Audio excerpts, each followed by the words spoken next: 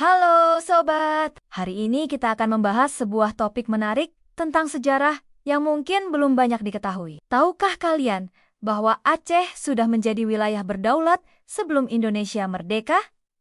Mari kita mulai dengan fakta mengejutkan. Banyak dari kita yang mengenal Aceh, tapi sangat sedikit yang benar-benar memahami sejarah dan dinamika wilayah ini. Terlebih lagi, tidak banyak yang menjadi saksi langsung dari berbagai peristiwa yang terjadi di sana. Nah, belakangan ini muncul isu menarik tentang 4 pulau yang statusnya diperdebatkan. Pulau Panjang, Pulau Mangkir Besar, Pulau Mangkir Kecil, dan Pulau Lipan.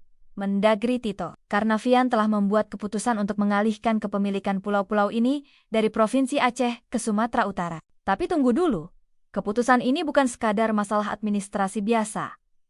Ada sejarah panjang yang perlu kita pahami. Pernahkah kalian mendengar tentang konsep successor states atau negara sambungan yang diperjuangkan oleh Hasan Tiro? Menurut catatan sejarah, Aceh dulunya adalah wilayah berdaulat yang memiliki sistem pemerintahan sendiri sebelum masa kemerdekaan Indonesia. Bahkan, ada dokumen PBB yang menyatakan bahwa kedaulatan atas tanah jajahan tidak boleh diserahkan dari satu penjajah ke penguasa lain. Menariknya, sengketa 4 pulau ini telah menjadi perhatian internasional. Beberapa kelompok di luar negeri bahkan menggunakan isu ini untuk mempertanyakan kebijakan Indonesia. Karena itu, diperlukan penanganan yang bijak dan hati-hati. Sobat, ini bukan sekadar cerita tentang batas wilayah. Ini adalah kisah tentang sejarah, identitas, dan masa depan. Kita perlu memahami bahwa setiap keputusan yang diambil hari ini bisa berdampak besar pada stabilitas dan kesatuan bangsa kita. Bagaimana menurut kalian tentang isu ini? Apakah kalian punya pandangan berbeda?